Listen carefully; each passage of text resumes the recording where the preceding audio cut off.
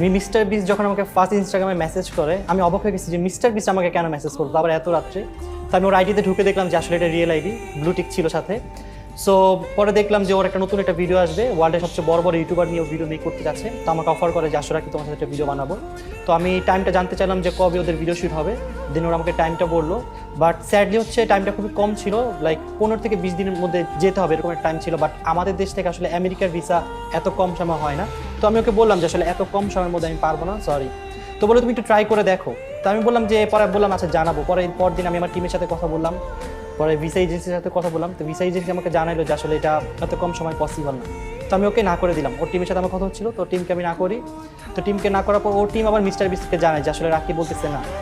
দেন mister beast আমাকে পরদিন আবার রিচ করে, বলে না তোমার ট্রাই করা লাগবে, তুমি ট্রাই করো, আমি যা যা লাগে তোমাকে দিচ্ছি, invitation letter A to Z যা লাগে দিই, তুমি ট্রাই করো। দেন আমি বাংলাদেশ থেকে ট্রাই করি, বাট স্যাডলি আমি ইমার্জেন্সি যে স্লটটা সেটা পাইনি, এই কারণে আমার ভিসা করা পসিবল হয়নি। বাট ইনশাল্লাহ ফিউচারে যাবো।